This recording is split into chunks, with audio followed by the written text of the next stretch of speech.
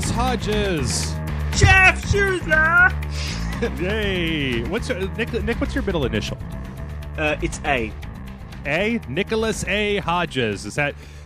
Okay, so in Britain, do moms do the same thing they do when they're mad at you and they say your entire name? Like normally your mom calls you Nick, but when you're in trouble, she's like, Nicholas A. Hodges, you get in here right now, and you're just like, oh shit, she used my middle initial, I'm gonna get hit. Ah.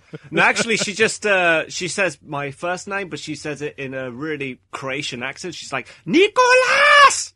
And they're like, oh shit, man, I'm in trouble if she's saying it like that. So when you were a kid, was it worse getting in trouble from your mom or from your dad? From my mother. My dad's kind of a softie, to be honest. So yeah. My mother's a tough old bird. I think it's kind of the same way for me. My dad's real laid back, so he'd just be like, yeah, fucking children, they do whatever. They're stupid, you know. Whereas my mom used to, she could do the thing like The Rock, where she raised up one eyebrow really high. And she would like, she would purse her lips and she would raise that one eyebrow up and she'd just stare at you and just be like, oh God, oh, just stop it, Mom. I'll do whatever. Just stop it. Please don't look at me like that. Well, welcome everybody to Rage Select. I'm Jeff and I've got Nick here with me, and it's been, it's been over a month since you've been on the show, right? Yeah, it's been a while. Yeah. What have you been up to, man? Well, I've been getting ready to move out and stuff, and I got myself a crappy part-time job to help pay for the bills and stuff. So, But I'm happy. I'm thinking that this crappy year, 2013, is about to come to an end, and I'm hoping that things will be great for 2014. Okay, so here's a question that I have. Is I see a lot of people, you get to the end of the year, I'm on my Facebook page, I got my friends on Facebook, and they're just like, 2013 has just been for shit. And it's funny because some stuff happened in the middle of 2013 that wasn't the best in the world, but I mean, at this point, it's like I got a website, I got these people who helped to support me, and like I got a lot that I'm thankful for. Yeah, so it's good to have things, isn't it? Yeah, lucky you. They're intangible things, but what I'm trying to get at is I'm kind of curious to know about why people are so down on 2013. Like, Nick, specifically, I'm asking you, what in 2013 was just so crappy in your existence? Or, I mean, you don't have to talk about, like, if it's personal stuff, you don't have to go into it if you don't want to. It's just it seems like the all-around kind of consensus from at least the people that I am hanging out with is that 2013 was just... Whereas, I mean, my primary focus is video games, and for me, 2013 for video games has been like, yeah! So I'm kind of curious to know, like, what is it that you want to talk about in 2013 that has just been like, eh? Well, I'll just say this. I'm not exactly a superstitious man, but I seriously think that there's something fucked up in 2013. I mean, like, if you think about 100 years ago, 1913 led up to a world war. So I'm hoping that's not going to happen in this case. But it's just not been that great. You know, the kind of like the layoffs of the loading bar. I had like that was a time when I was innocent and I had like big dreams of like moving to America, you know, the land of opportunity, and to have that like kind of snatched away from me. And then, you know, shit with like my education. I was supposed to get a master's degree and I got like a postgraduate diploma and stuff like that. It was just like lots of bad luck. But it's picking up at the end, you know, like the end of 2013, I'm finally moving out, even though it's kind of sad that I'm 26 years old and I'm only now just moving out of my fucking parents' house. Hey, man, it's a shitty economy. Like, this is not, you know, you don't just put all your stuff in a backpack and go, you know, tour the world to find your fame and fortune these days. Like, oh, dude, if I hear one more time from someone say, when I was your age, I'm going to fucking shoot someone. I swear. I was actually reading. I need to find out. Let's see. Hold on. I can find this out in a second. But I was reading this really, and I didn't finish it and so I don't exactly want to just make everybody, you know, seem like it's the I don't want to pump it up as much as I should. But one of the guys, is it David Simon, one of the creators of The Wire? I was reading this little editorial that he wrote about the economy and about the way that people think about the poor and just, you know, stuff in general in America. It was an incredibly insightful little thing from that guy, and it kind of doubles up because I've been watching The Wire recently. I scammed an HBO Go password off of my folks, and so I've been watching The Wire again. And like, okay, you know what, Nick, this may be a very controversial stance to take. And I understand if people in the comments were going to disagree with me vehemently. I'm used to that by now. 2013 was the year that I got used to people going, Jeff, you're full of shit. But, okay, Breaking Bad is a great TV show. It's a great TV show. But The Wire is better. The Wire is a better TV show than Breaking Bad. I can't disagree with you because actually I haven't watched The Wire yet. Like, I'm obsessed with Breaking Bad. I thought, to me, that's the greatest TV show, but I am looking forward to having some time to sit down and watch The Wire.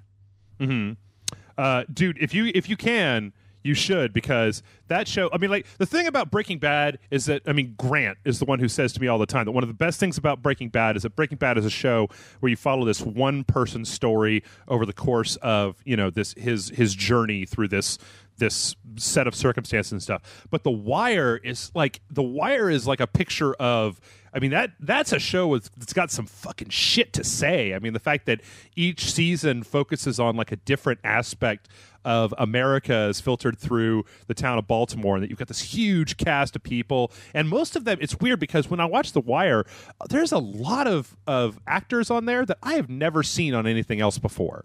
Like, I mean, you know, some of them you'll see in other HBO shows or whatever, but there's a lot of them where I keep looking them up going, like, this guy is fucking phenomenal, and I don't ever see him anywhere else on television, and I don't know why that is. But, yeah, it's called David Simon, America is a Horror Show, and I didn't finish reading all of it, but what I read so far before we started recording here was absolutely fantastic. I recommend everybody go do that. But well, you know, 2013, I guess for me it was weird because 2012 was, to me, very like 2012 definitely had a lot of highlights where, you know, Jason and I got the loading bar together and we started kind of doing stuff and started taking off or whatever. But like, as far as like video games in 2012 go, I felt like that was a year that was kind of like, you know, just sequels. Here's some remakes. Here's some sequels. The fact that when you think about the best games that happened in 2012, and I think last year I landed on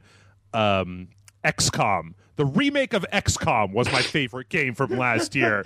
Should say something about. I mean, I usually will always give something that is an original and new concept it starts with a higher bar to me than something that's just a remake, because, you know, remakes are remakes, and it's just less creative. I'll just say this. I think for a shitty year, we needed some good escapism, is all I'm going to say. You know, so, like, oh, crap, like, my life sucks. Oh, I get to play The Last of Us. All right, that's fine. It'll make me feel good for a few hours. You know?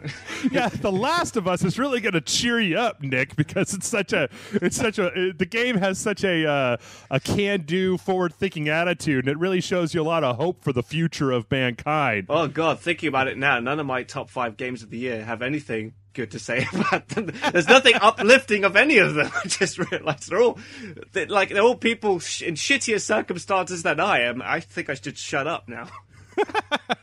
Well, you know what? We're actually going to... Okay, so here's the thing. A lot of people... last week we asked people if they wanted to hear us do the news on the show, because normally we do... in the first segment we do news, and in the second segment we do emails from our viewers. And a lot of people came back because we hadn't been doing it recently. Nick, I don't know if you know this. I don't know if you've been listening to the show on Radio Select, but we had 2 brand new goddamn consoles that came out. So we were focusing on, spending our first segments just talking about those new consoles, and then the second one with email. So we asked people last week, do you guys want us to do the news? And overwhelmingly, the response seemed to be like, yeah, we love the news segments. Good to go. So I tell you guys, we've heard you. We're going to do the news, but it is the end of 2013. Thank God is all I'm going to say. We're coming up on the end of 2013, and you know what that means? It means fucking game of the year. Yeah. A time to look back. You know, I always find Game of the Year to be a really interesting time because when you get to Game of the Year, I open up Wikipedia, I type in 2000 in video games, and it brings up a list of all the stuff. And the thing that I always get really hazy about January and February. Like, I forget all the shit that came out in January and February and go like, oh, yeah, that did come out this year. Like, it's just like, well, Game of the Year is obviously, the stuff that came out in the last 3 months because October and November are always just a goddamn shitstorm of video games. I know. I've had to, like, double-check, like, the, few times just to make sure that game did come out in this year. Because you're like, wait. Was that 2012? No, it was February. Yeah, it was 2013. Yeah, like the new Devil May Cry DMC came out this year. The Cave. Well, the Cave is kind of whatever. But I like the Cave, but it's probably. I don't know if it's going to make it into Game of the Year, but Dead Space 3 came out this year. That seems like a million years ago, Nick. Exactly, like yeah. Dead Space 3 came out in fucking 1925 at this point because it's been 12 months of just solid video games back to back. Aliens Colonial Marines came out in February. That was this year. That was this motherfucking year. Metal Gear Rising came out this fucking year, man. I mean, like, the Windows port of Brutal Legend came out this year. Like, it's just all these things where, sometimes I will laugh at people when it comes to January and February when a really good game comes out. Like, you'll have a game that's like a 5-star game that comes out in January or February, even March, and people are just like, well, that's it. Game of the Year. And I'm just like, whoa, cowboy. Hold your horses, man. Yeah, we got a whole year to go through. We got 300 more days worth of video games to deal with before we make that decision. So the way that we're going to do this, folks, is that we're going to break this up into a few different podcasts. And last year we did like individual podcasts, but I think this year we're going to roll this into this podcast. So today is Nicholas Hodges' however you say it, Games of the Year for 2013. And then next week we're going to have Kevin's, and then the week after that, I believe that Jason and I are going to sit down and do an oversized one that's just the two of us talking about our own thing. So, oh, great, no pressure. Well, no, but Nick, I'm sure that I love doing it like this with a lot of different people because like on other websites that you'll listen to, you get people that when the games are like the primary job, right? They've played all of these games and they've played almost all of them to completion, which is that's the category that I'm in, because when I look over this and I look at the games that matter, I'm like, well, I beat that one and I beat that one, I beat that one, I beat that one. I go down the list and I'm like, there's only about 1% of these games that are big games that I did not play all the way to the end. But what I find interesting is, especially with both you and Kevin, I mean, I keep shoving games on Jason every single goddamn day of the week, but with you and Kevin, around about July when the things happened, you guys are no longer required. Like, I was no longer able to call you up and say, hey, Nick, you're not getting paid anymore. Make sure you play every big game that comes out for the rest of the year and buy them out of your own pocket, because I know that that's cheap and that, you have tons of disposable time to sit down and just play through all these games top to bottom. So I think this year's actually going to be really interesting because I really want to know what games you played that we've never had a chance to talk about, and we can use this as a good opportunity to talk about some of those games that you've never gotten a chance to talk about on the air. Because I'm sure that, when the loading bar shut down, that you didn't just stop playing video games entirely. No. I carried on playing games, although I wasn't able to play as many games as I would have done on the other show, if you know what I mean.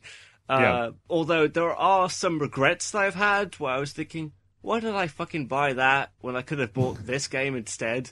It just looks so much better. If only there was a website where you could see some assholes play like the first hour of that video game. Then you could make a decision about whether you wanted to get it. I know. I've got to say, though, like my game playing has dropped dramatically since I was doing the show with you guys. But I still like to play, as many games as I can. Yeah.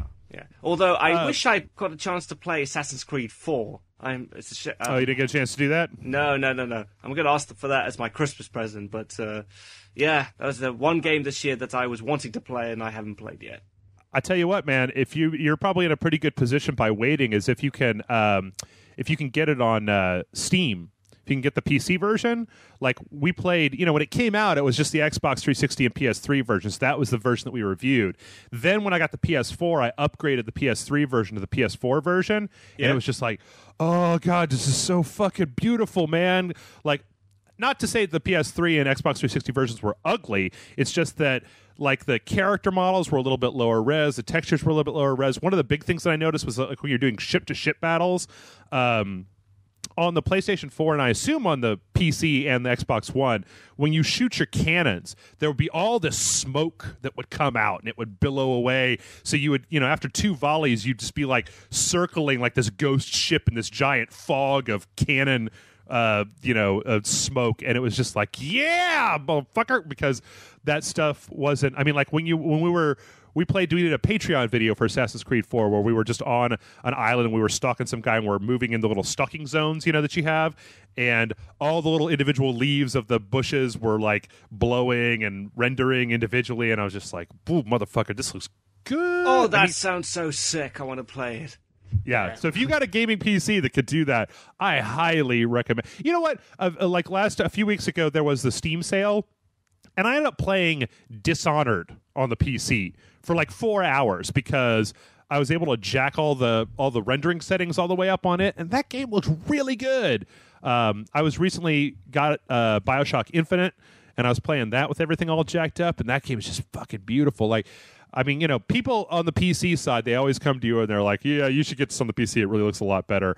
And if you can afford a PC and to buy those games rather than renting them, that's totally true. But I'm a lazy gamer, I'll say that. I mean, like, the reason I prefer playing on a console is just because I know that every single time I put a game in, it's going to work. Well, most of the time. Whereas on a PC, there's always that 20% chance that your game is your console your PC is not good enough to play it, or something will go wrong. You'll have like an error pop up or something like that. But you told me you were getting a laptop that should be more than capable of playing these games. Yes, I am. But I'm still that lazy gamer. But I mean, if you could do that, you got an HDMI out on your laptop, and you go buy yourself a wired. And if you're going to, you should probably do it quickly because they're starting to get harder to find. A wired Xbox 360 controller, and you output the laptop to your TV. Like most modern games, and we may have talked about this, but most modern games. On Steam, like as soon as you plug a controller in, they'll actually go in and they'll remap all of the prompts that come up on the screen to the buttons on the Xbox controller, and it's just it instantly functions. Like it doesn't require any kind of setup or you got to remap or blah blah blah blah. You just plug it in, it's like boom, you're good to go. Then you plug it into your TV, and it's just like having a console, except that it looks like a zillion times. Well, not a zillion, 12 times better. Okay. But you know what? Enough of this. It's time. It's time for Nicholas Hodges' games of the years 2013. Which one are we doing? Are we doing best games or worst games? I think we're going to start with the top. You said you only had 4, so the top 4 worst games of the year, and we're going to start with number 4. Drum roll, please. Hand me the thing, and I'll open it up. And number 4 is okay. I'm curious to see as to what you say to this because I did this based on my expectations and the delivery upon the game, and it was Call of Duty Ghosts. Call of Duty Ghosts. Okay. I could totally understand that. But really? Tell us, okay. Oh, tell thank us. God. Tell us, Nick. Tell us about it. Oh, I thought I was going to be like the black sheep or something because, I'm when I get my Call of Duty games, it's become a bit stagnant. I'll admit that, but I'm used to having like some sort of cool single player experience where it kind of harkens back to the original Call of Duty game where you felt like you were actually in a battle and there was a cool storyline. There were characters that you remember and stuff. I can remember fuck all about the single player experience of this game, and I think it's got to do with the fact that they're setting in the future, but they came up with this imaginary enemy called the Federation. Not like South America, yeah, dude. Oh, it's the horror that is. Nick. We're all afraid that South America is one day going to take over. really what we're worried about in this world is that those dirty South Americans are going. Guys, I'm just kidding. I don't have anything against South America, but I don't think anyone has anything against South America. It's fucking retarded. Like, it was so stupid. Oh god, I was just the very beginning of that game. I was thinking, my god, you made Homefront seem plausible in comparison, and that was about North Koreans invading the United States. How retarded is that? Yep. And just because, like, you don't know who the enemy is, you just generally don't care. And if you don't care, then you don't really care what's going on with your protagonist. I think they were just trying to use a lot of these, like, writing devices to get you involved in the story, like having a dog. It's like the Hollywood's idea that people love dogs. If we put a dog in this game, then they'll get invested into the characters. Whereas I'm just thinking that's a cheap marketing gimmick. I see. I think I can demonstrate what was wrong with Call of Duty Ghosts. Okay, tell me. Okay, Nick, have you played all the rest of the Call of Duties up till this point? Yes. Okay, let's do a mental exercise. You can take a couple seconds to think about each one of your answers here. Okay. We're gonna go back through the Call of Duty series. All right. Oh shit. Okay. Yeah. Black Ops 2. Who was the bad guy? He was a Latin American terrorist. God, I'm pretty bad at this. I can't remember his name. But, like, he had gripes because his sister got burnt in a horrible accident and his family got killed. Okay. Yeah. Okay, that's enough. You could tell me something about it. Okay. Modern Warfare 3, who was the bad guy? Makarov. Makarov was... he was the bad guy in Modern Warfare 2... he was the bad guy in Modern Warfare 2. No, it was that? Oh, yeah, he was. Okay. Who was the bad guy in Black Ops? Oh, shit. Fuck me. I'm trying to... Oh, wait. No, it was a bunch of Russians. Yeah, that was it. Because it was set during the Cold... It was set during the Cold War. So, like, these Russians who tried to plot an attack on the United States. Nope. I'll tell you. I'll remind you. You remember the imaginary guy? The guy that fucked up your brain and made you into a bad guy that was like your Tyler Durden? That was Russian prison? He wasn't the bad guy, though.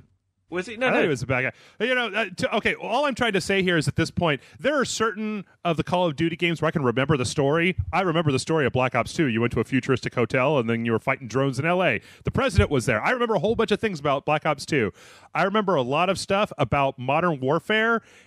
I can't recall shit about the ones that like, as the series gets more and more diluted, the more like, and especially in Call of Duty Ghosts, I don't give a shit about that bad guy. They turned him into a bad guy by giving him drugs and I don't know what. I cannot remember for the life of me who the fucking bad guy in Call of Duty Ghosts is. Now, South American voodoo, like the yeah. Oh wait. Actually, I do remember. It was like a former Ghost or something like that. Like, he used to be a good guy, then he turned into a bad guy. That whole bullshit thing. No, I remember Black Ops. Yeah, I remember Black Ops 2 more because I thought that was actually a decent script. I thought that was written quite well. Yeah, no, I totally. And a lot of people. Okay, so when we did our review for Call of Duty Ghosts, I gave it a 4. A 4 out of 5. 4 out. Wait. You really? Why? Yeah, but that was mostly because I had a lot of fun with the multiplayer, and so one of the first times I really kind of dug into the multiplayer, and I felt like there were a lot of places where you could play. I liked the new extinction mode or extraction or whatever that shit with the aliens was. I liked the bot matches and stuff like that, and I had a genuinely good time with all of that stuff. So I was able to say that, like, yeah, but. So people in the comments, a lot of people were like, why did you give this game such a high score when it had such a shitty story? And we go, it's the same reason that Battlefield 4 doesn't get like a 2, is because the story of Call of Duty Ghosts is one that you're probably just going to play once and never think about ever again. The multiplayer is really what the game is about. But I agree with every single person who ever came in and said, the story is garbage. And I'm like, yeah, it is. It's total garbage. And it ends on a fucking cliffhanger. And games that do that can go eat a dick. Except for Mass Effect 2. Mass Effect 2 is all right, even though it ends on a cliffhanger. You kind of knew that Mass Effect 2 was going to be followed by Mass Effect 3, so you gave that a slide. Yep. All right. Let's keep going. We got a lot to get through here. All right. Number 3. Walking Dead Survival Instinct. Is that the one with the? Oh yeah, with the. We did a review for that with Merle and Durrell, and then everybody was like, "That's not how you say it, Nick." Exactly. I mean, like you liked this game only because of how shitty it was. You found it hilarious. Is what I'm thinking. It had potential. It's like. It kind of had some potential, but it was shitty. I mean, I'm not going to tell you it wasn't shitty, but it did have some potential just in the way that I thought you were doing with the zombies. But go on. Yeah. I mean, like that's why it's not at number 1. I mean, like it was playable. There are probably games out there that are way worse that I couldn't even bother to finish them, and are probably so shitty that I can't even remember playing them at all. I think that's the worst game that you could, that's the worst crime a game can commit. But it was ugly as sin, man. Ugly as sin. It was repetitive. Yeah. I had that stupid thing where, like, if a zombie gets close to you, you could shank him in the head. And then you'd find, like, 12 zombies on you. So you're just constantly shanking them in the head, one after the other, with a kind of cutscene animation of you doing it. And you're just like, oh, God, will this just fucking end already? Yep. Yeah, no, it was not a good game. It would be nowhere near like game of the year. It's not even in my top fucking 80. I don't know, but all I know is that when I played it, I had a certain amount of fun with it. And one of the things that I really did like about it was I found that the Walking Dead's that for one of the first times in a zombie game that I knew of, they used that part of the mythos of The Walking Dead where they said the zombies react to noise, right? So it really did give you a good reason to use melee weapons more than, even when you had a pistol and you had all these rounds for it, you're like, yeah, I don't want to use that. They're going to just come fucking running at me. But yeah, that was not a good game, to be sure. The one thing I liked about it was that all the zombies were just zombies. There weren't any like bloaters or boomers or different types of zombies. They were just like one type of zombie, which I appreciated because other zombie games don't really do that. Yeah. I don't know. I feel like if that game had had a much bigger budget and an entirely different developer, it could have been something, but I don't know. I don't know. You know what? After playing Dead Rising 3, that game can kind of go fuck itself because Dead Rising 3 is may even make it into my top 10 games of the year. It was that fun and good, and this game was just like... yeah, I'm gonna trademark my raspberry, Nick. I'm gonna make that a thing. Nobody else can do that anymore on a podcast. Okay, all right. So number 2 then. Well, number 2. Okay, I don't think it's a very good year for zombie games for me, because number 2 is Dead Island Riptide. Ah, Dead Island Riptide. Yeah, you didn't like that one at all, did you? No, it kind of astounded me that you were somewhat okay with it, because I despise that game. I really, really hate it. But I kind of have to tell myself that I shouldn't have been surprised, because I didn't like the original Dead Island game. I mean, like, we were all fooled by the Dead Island trailer for the original game. Like, where it was all cinematic and you kind of got excited, like, wow, we might actually get a zombie game with a good storyline and good character development and all those things. And this was just a continuation of the shittiness in Dead Island 1.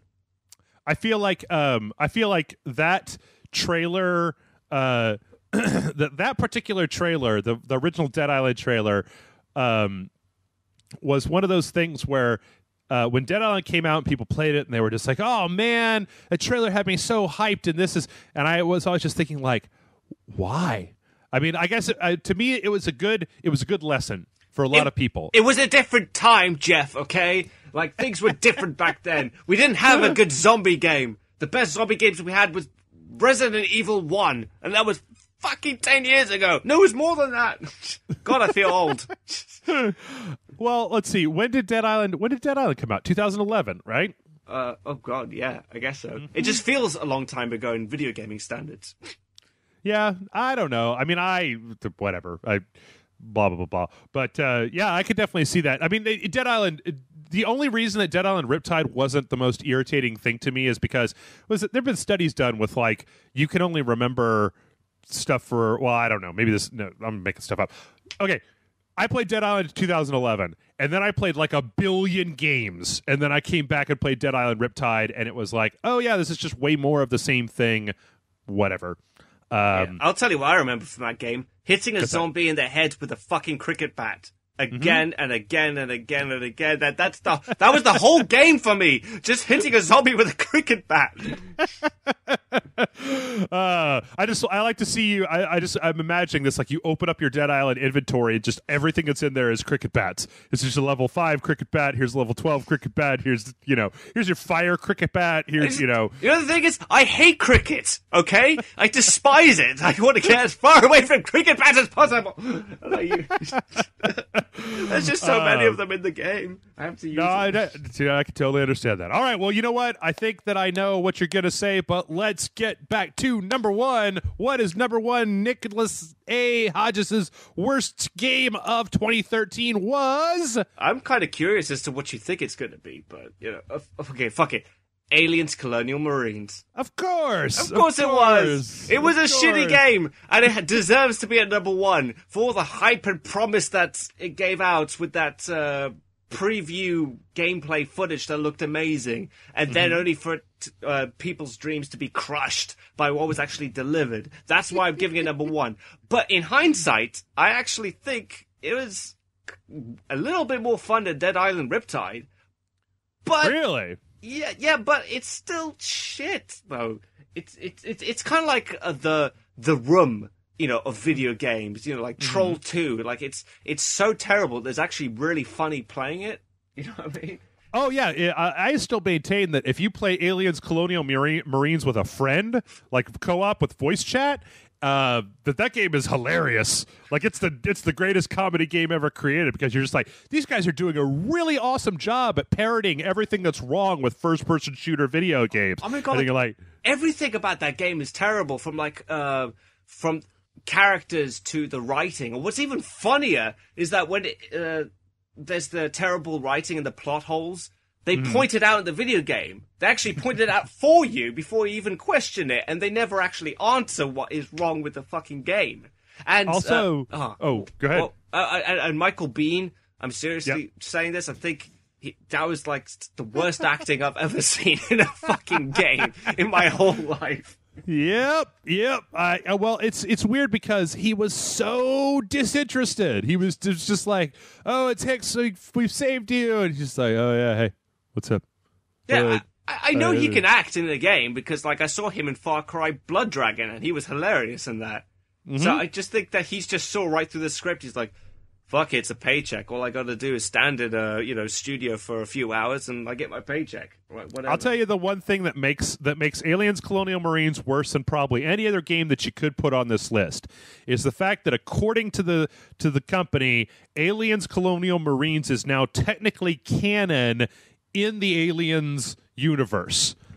So yeah, right.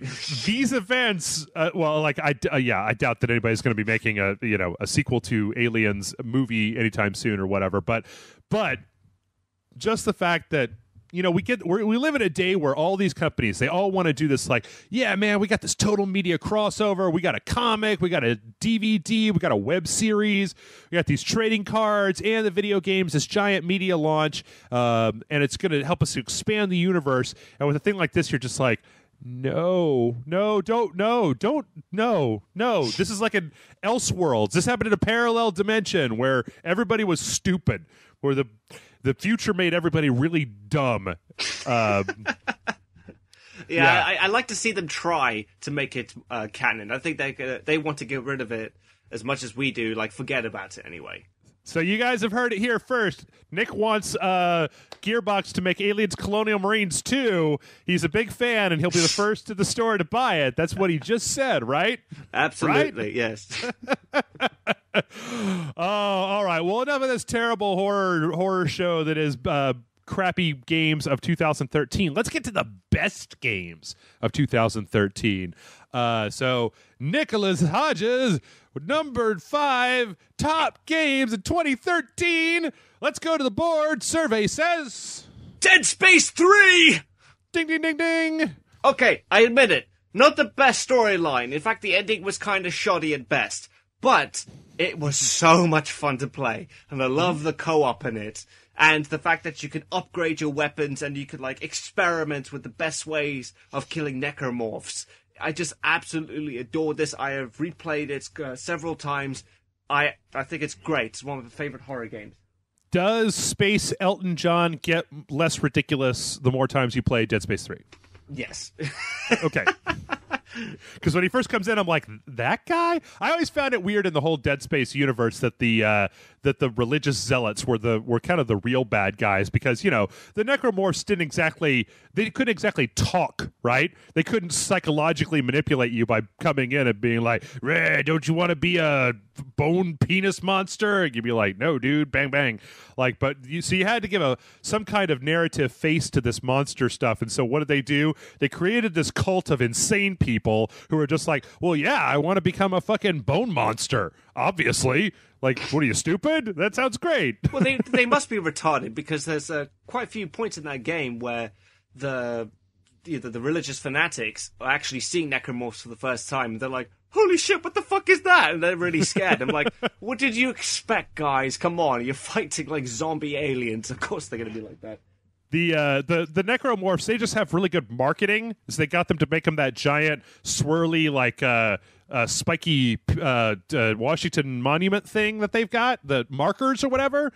And everybody's just like, oh, that's really pretty. I think we should, yeah, that's cool. No, we'll go with that. That's really pretty. And then when they're like, okay, well, here's what happens. You're like, oh, God. Oh, monsters. There's monsters.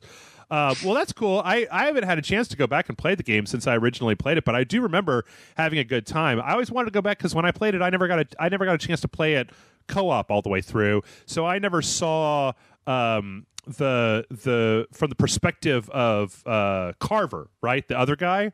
Yeah. It's worth revisiting, I think, and they, especially since they released that DLC that followed after it. I thought that DLC was really scary, kind of going back to kind of Dead Space 2, Dead Space 1. So, I definitely recommend getting it. Okay, what was the DLC? I never ended up playing it. I mean, after we moved on from that, it was just thing after thing after thing. I never got a chance to go back. Well, it's like Isaac and Carver, they wake up back on the planet. Like, I know they were supposed to have been destroyed after Dead Space 3. And they was it at the end of the credits or whatever, they had like the radio comes on and Isaac is like hello or whatever. So they said, at least in the single player, that it didn't seem like that was like that they were still alive. So this is actually after the big event, them trying to get off of that planet. Yeah, exactly. It's like a direct sequel in a way. So cool. How long is it? It's like 2 hours, maybe 3 hours. It's worth getting, I think. Because I think I bought, I think they had a Humble Bundle where I got Dead Space 3 on Origin for, I got, it was like $7 for like 12 EA games or something stupid like that. Maybe I need to go back and play that before we get to Game of the Year. All right, well, you know what? That's a great choice. You know the best thing about Dead Space 3 is that I was thinking about it when we got to play Lost Planet 3, and it was like totally on a nice planet with a bunch of monsters, and I was like, oh, yeah, I like this better when I could hook my rocket launcher up to my shotgun and create the fucking, shit hammer, the death jerk-off gun, to totally just take out all these guys. Okay, that's number 5. Numero cuatro, Estan. It's Metro Last Light. Metro Last Light. Okay, you weren't kidding when you said all your games were kind of on the depressing side. All right, Nick, sell me on this Metro Last Light of which you speak. Well, actually, funny enough, I think this was going to be the game I was going to review until the last show we were doing got cancelled. So when I found out the bad news, I was like, shit, I was looking forward to talking about that game. But, yeah, in any case, it's kind of like set in the apocalypse after this nuclear fallout, and it takes place in Moscow, and the entire Russian population lives in the Russian metro system. And you got like mutants, and you got like these different factions with like Nazis and communists, and I just love the world that it kind of portrays, and this and these really kind of dark characters and stuff, and you feel very claustrophobic in these tunnels. And when you actually get to the surface, it also looks really, grey and bleak and depressing. I just thought it was absolutely. It just kind of really sucked you in. I had loads of fun with it.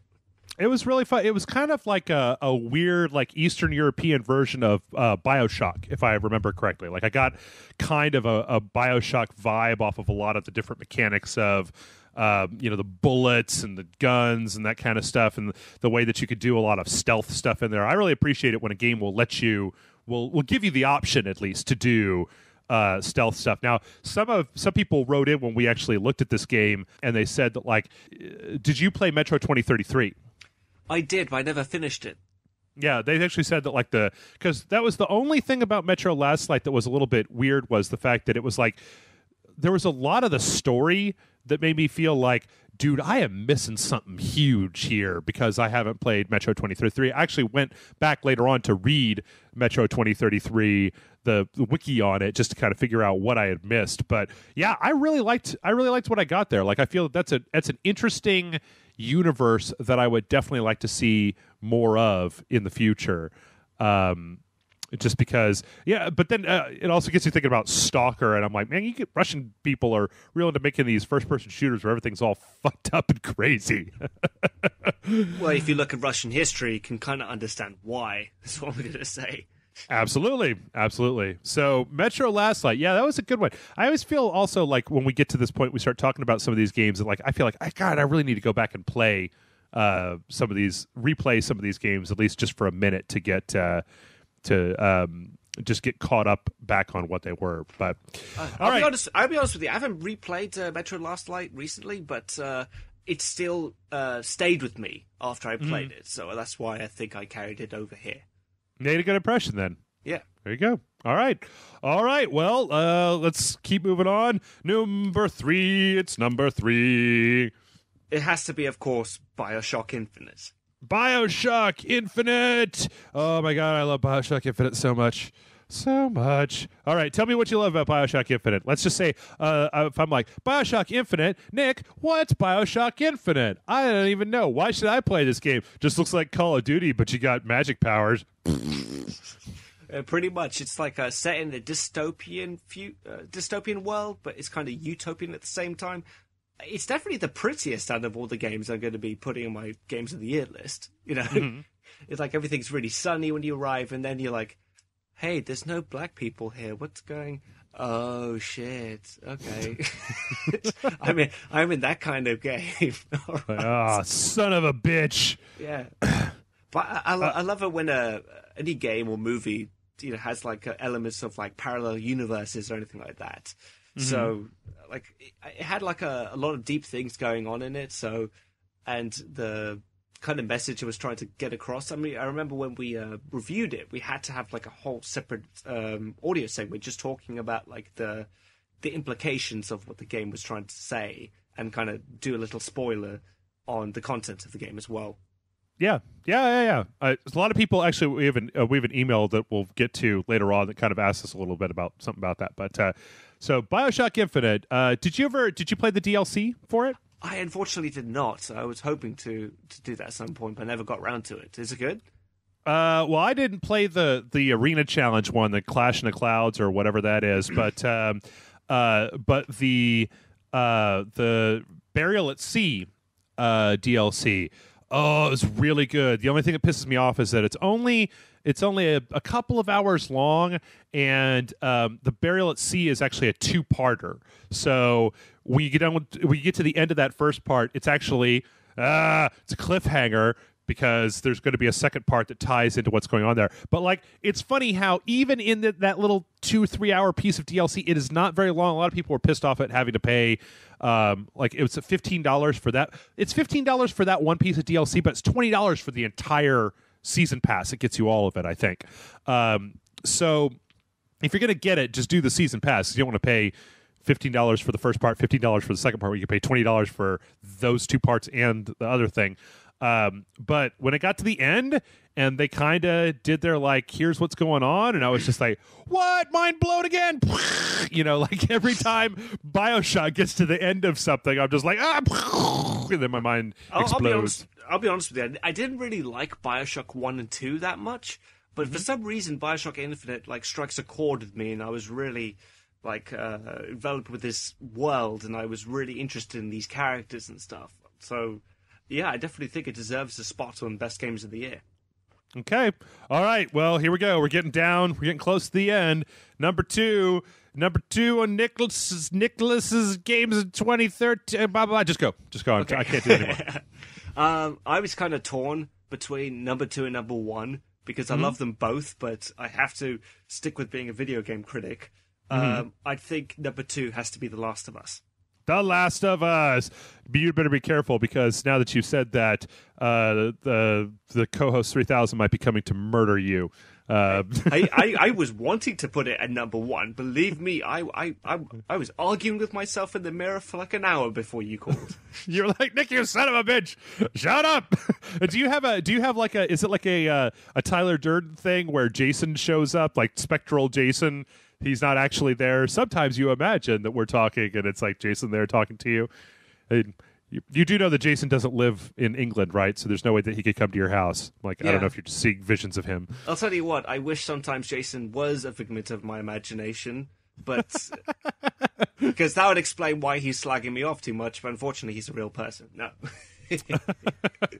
All right, well, tell me, what's so good about The Last of Us? Oh my god, after years of playing shoddy zombie games, I finally got the game that I always wanted, which was a zombie game that had heart, that had character developments, that had good writing, had a good story.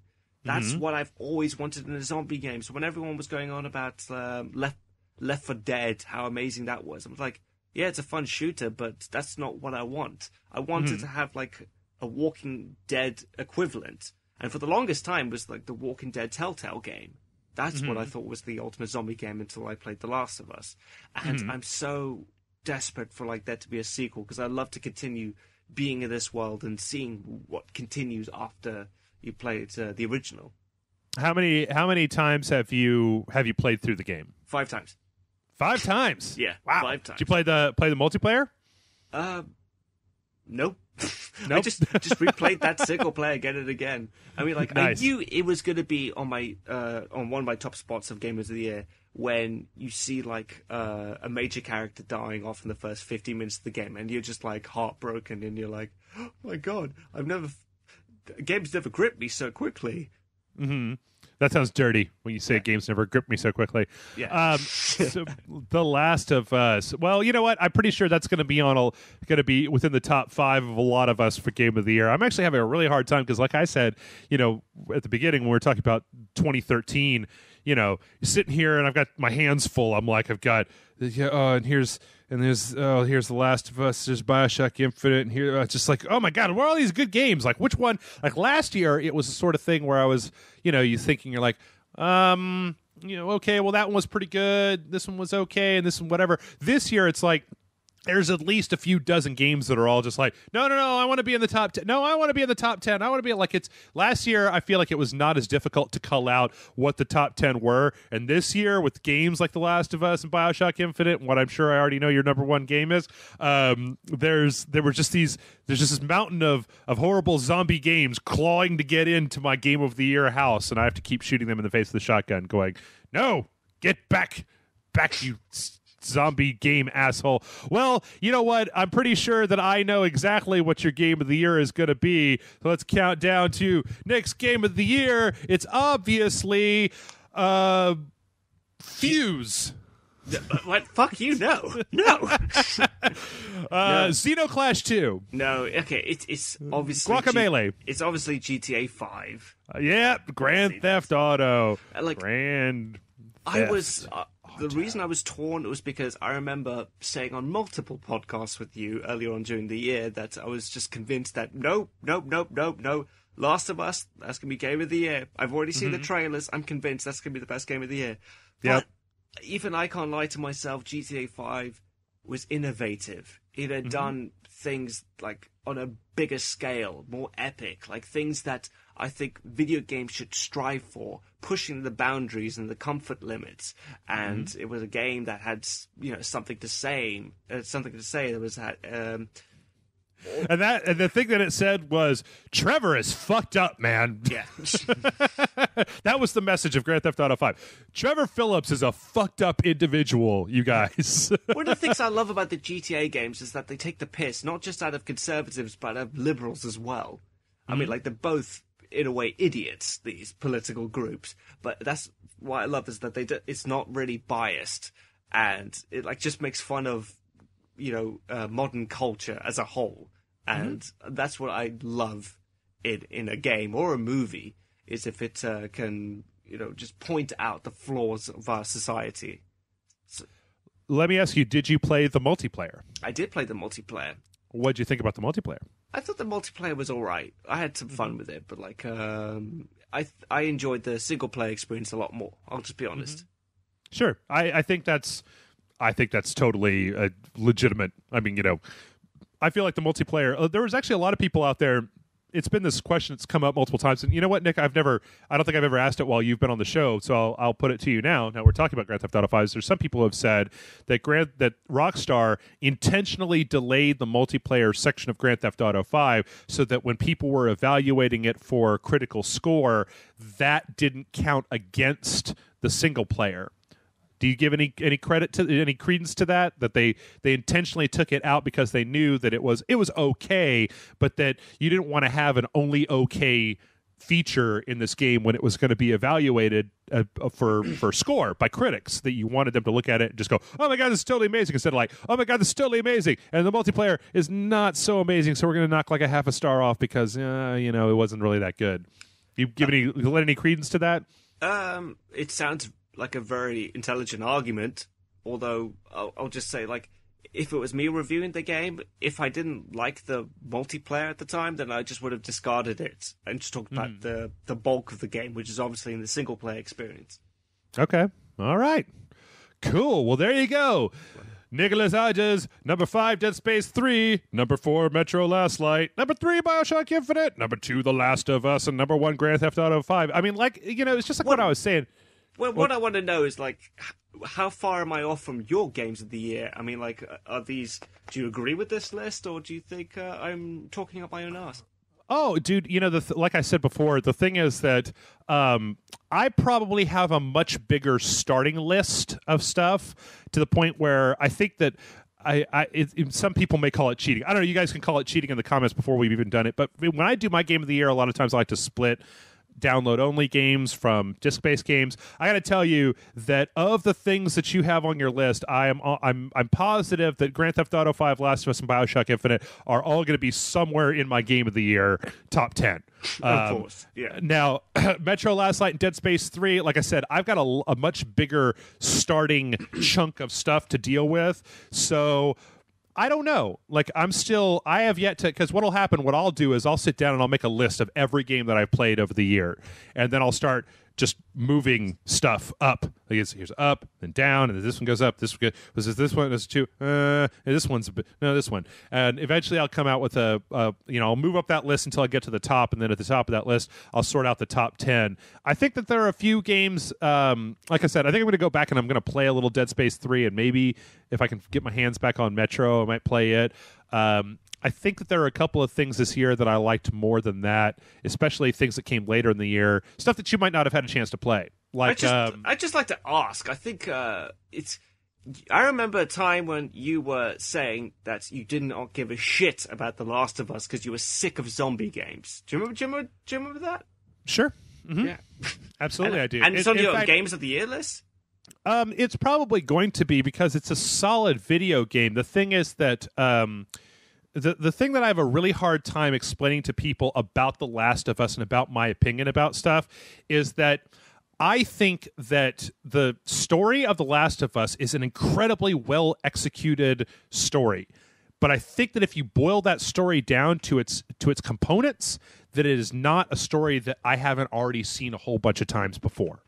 You've got a main character that has experienced some kind of loss, and he has a road to redemption through hardship, through a forced pairing with somebody that he doesn't necessarily get along with at the very beginning, and that he maybe comes to terms with over the course of it, and it kind of fixes him as a human being. Like, that's not a story that we haven't seen a lot of times before. And I'm going to say that I think The Last of Us does it really well, but I am always going to be... It's just me, Nick, is that I like a story that's got more... I don't know. I'm still thinking about all this stuff. So like I said, I still got a few weeks until it's time for me to go. I think The Last of Us will definitely be somewhere in my top 10. It'll probably even be in my top 5, but I don't know if it's going to come out at number 1. Just like in your list, it didn't come out at number 1. There are other games. When it comes to the end of the day, for me, Game of the Year is really all about, like, what game do you like more? Like, what game do you have an interest in playing more? Like, the fact that you say you've played through The Last of Us 5 times, to me, that is a perfect indication of, like, when a game is supremely good, is when you get to the end of it and you're just like, motherfucker, I want to play that shit again. It was so good. Yes, but at the same time, like, my argument for GTA 5 was that I gave it Game of the Year because I think it was innovative, had something to say, and it pushed the boundaries of gaming technology with what the PlayStation 3 was able to handle. Sure. Well, you know what? I still got 2 weeks. I put you on the spot today, but I still got 2 weeks to consider this shit, motherfucker. So I'm taking my weeks, and I'm not going to tell the people right now. You guys will have to just tune in a little while to find out what Jeff's games of the year are. But before we get there, we're going to take a quick break here. But before we do that, Nick, I wanted to give you an opportunity to say if there was anything that you felt didn't fit on these measly 5 slots that I've given you that you wanted to call out as being awesome things that you played this year. I wanted to give you a chance to give some shout outs or to throw a few things out there if you feel like it. All right, okay. One of them was Tomb Raider. I really struggled whether I thought this should have been on Games of the Year. I mean, at the time I played it, I thought it was amazing, but I didn't replay it like a third time. I replayed it twice. I really liked the fact that they made Lara Croft into a more grounded character, that she had vulnerabilities other than just being this big-titted bitch that couldn't shoot straight in the previous games. I put that on the front of the box for the Tomb Raider Anniversary Collection. It's a big-titted bitch. She can't shoot straight. And another one was a game that I honestly didn't think I was going to like that much, and I'm so glad that you forced me to play it. It was Strike Suit Zero. It's like a space combat simulator game, and I had tons of fun playing it. And it's like a bargain right now on Steam. You can get it very cheaply, and I definitely suggest you checking it out.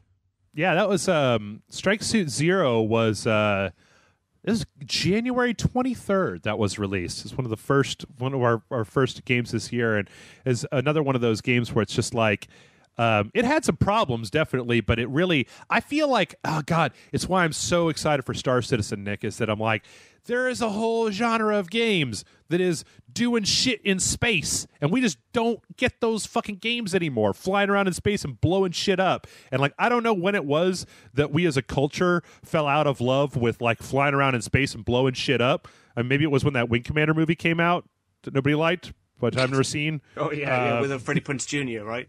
Yeah. But like, there was a time, when Wing Commander was in its heyday and Free Space and those games were out there, that like the flying around in space, blowing shit up genre was fucking huge. And I hope that just like the Telltale has resurrected the adventure game series, that Star Citizen, and there's some traction on this company that's making a sequel, spiritual successor to Homeworld, that we're finally going to get some more games where you're flying around in motherfucking space. I love space. Oh, it's so good. I'm totally there with you. That was one of my only few disappointments. Well, one of my many disappointments with Mass Effect 3 was I thought that at the end of the game that you'd get to play as Joker and fly around with your spaceships and like blow up a Reaper or something like that. Oh my God, wouldn't it have been so awesome in Mass Effect 2 if when they were leaving the debris field, if like you had to pilot the Normandy through that debris field to get away from the collectors at the end of, or when you go into that area in Mass Effect 2, if you were the one who had to fly, like, oh man, come on. I know that the Normandy doesn't have any guns really. I mean, it's got some guns, but it's not like, a fighter or anything. It's more of a transport ship. But goddamn, you know what? I would give my left pinky finger for a sequel to freaking Free Space. That still is one of my favorite spacefaring games of all time, and god damn, do I ever love it. Like, ugh. Yeah. So. Oh, another one. I can't remember, but did Mass Effect 3's DLC Citadel come out this year? I can't remember. I think it was last year. Oh, okay. I missed it. Yeah. I replayed that again recently, and I thought it was a laugh. I loved it. So. Let's see. Mass Effect 3. Here's the Wikipedia article. Citadel. No. Oh, God damn it. It's all in the plot description. It keeps coming. There's Citadel. I think that was last year because I thought that we did a review for it in December.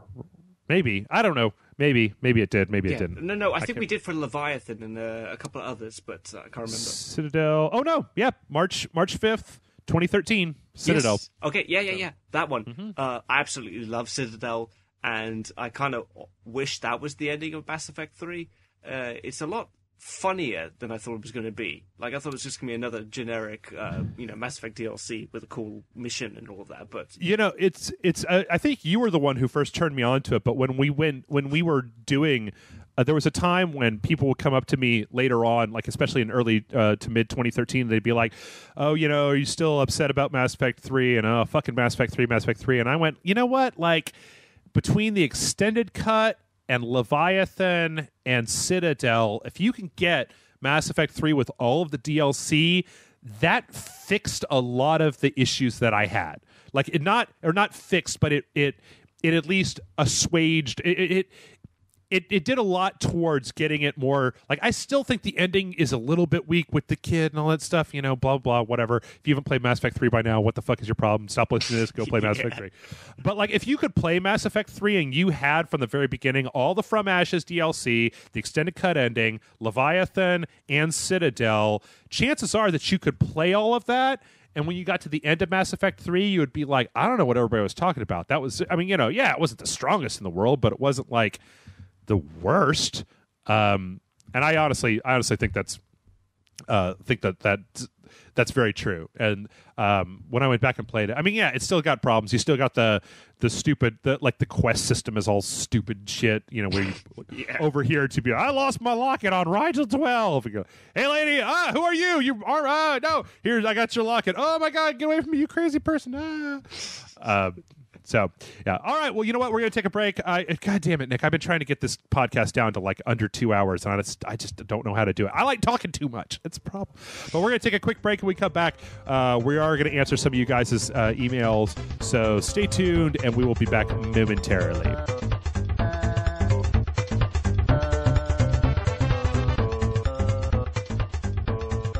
And we are back, ladies and germs. We're back today because we couldn't have a show here on Rage Select without answering emails from you all the viewers, or should I say y'all the viewers? I don't know. Does anybody in Europe say y'all? Anybody? No, at not all? Really. No. It's totally an American thing. Do you guys say? Well, it's a southern thing. I don't hear that many people play. I read somewhere that apparently British people used to say stuff like y'all back in the 1700s, and the people down the south actually speaking the old British accent before we kind of pumped it up and made it posher and all of that. Right. I don't know whether it's true or not, but it's kind of fascinating if it turns out to be true. Do you say use guys? Do you say use that New York gangster talk? Hey, what do you guys want to do tonight, huh? Or do you say you all? Do you just like very much separate those two words? What do you all want to do this evening? No, we just say instead like you lot. You lot. Yeah, what do you lot want to do? So what you need is the Southern English, Southern England needs to make it yolt or yolot. Find some way to contractuate or make it to a contraction. I don't know how you verbalize. Please let's not bastardize the English language that much more. It's already going through its turns already. No more. Make it more worser. Make it bad. We already have a whole generation of children that can't type out the word Y-O-U when they're on the internet, or F-O-R, F-O-R. You know what pisses me off is when people say lol in conversation. Lol. Yes. Instead of laughing, they just go, huh, lol. I was like, oh, you mean when they're actually talking to you, not when they're on the internet? Exactly, yeah. I'm just like, you're kidding me, right? Like, lol means laugh out loud. and you just fucking just say it like a statement. That doesn't imply that you are actually laughing out loud, you muppet. What if you say raffle because you're in a place where if you were actually going to roll on the floor and laugh, that would be considered. That's no. We can't roll on the floor here. It's dirty and it would be uncouth, and it's a fancy party. So mate, yes. that was funny. That was a rufflecopter. Ruffle. Fuck you.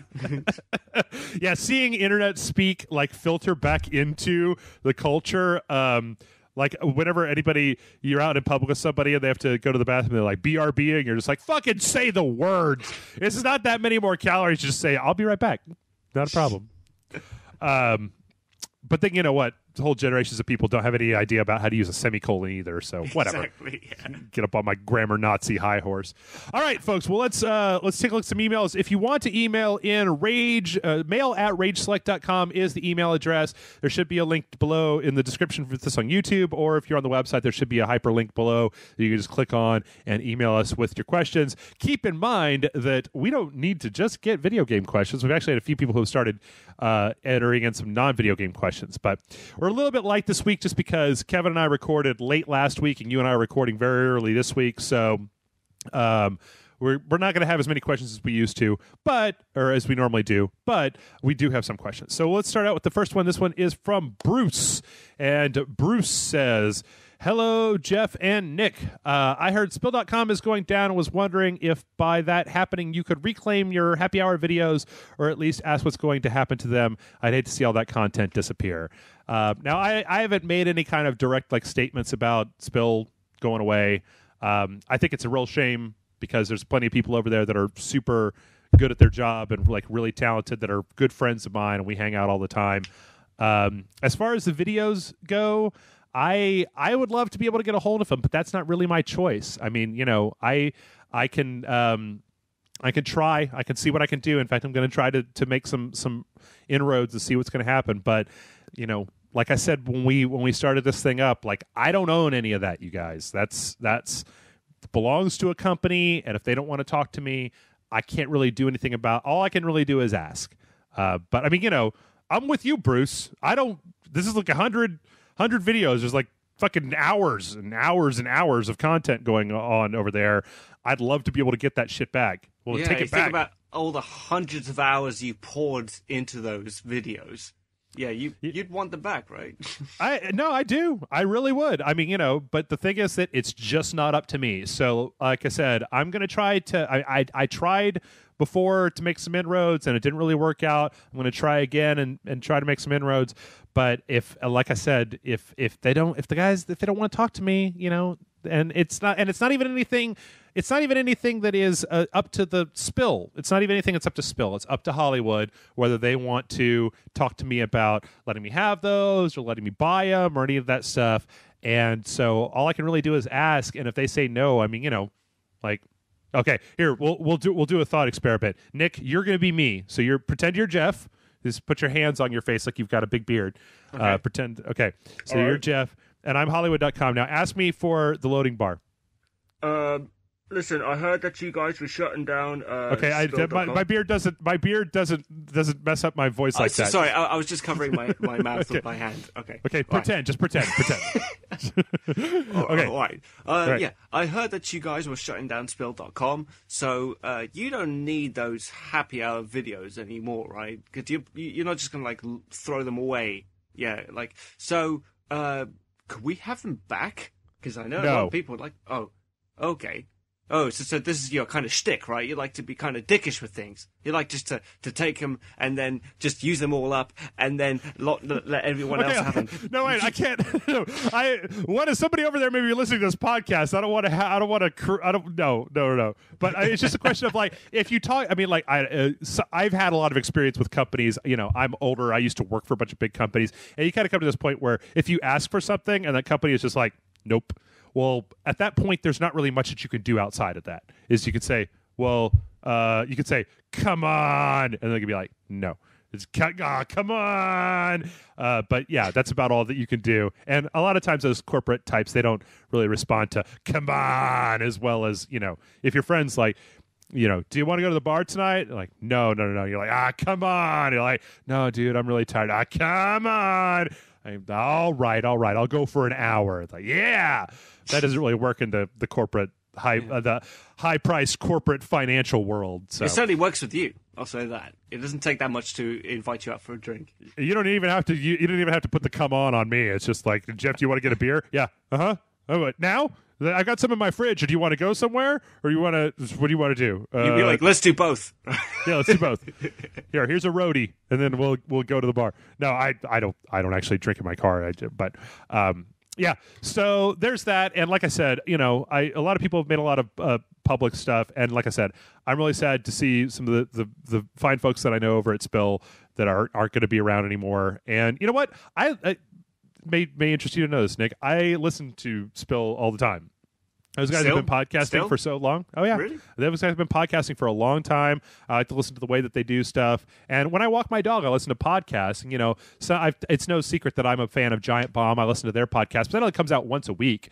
And so, I'm actually losing a big chunk of the podcast that I listen to. Plus, I don't get to see a lot of movies because I play a lot of video games, and I still put a lot of stock in those guys' opinions about movies that I'll listen to them. And then sometimes if they're like, this movie is awesome and I never heard of it before, I'll be like, yeah, I guess I totally need to go see blah, blah, blah, blah. So it sucks. And like I said, I'm going to try to see what I can do. But once again, if they say no, there's not much I can do without getting into a turn.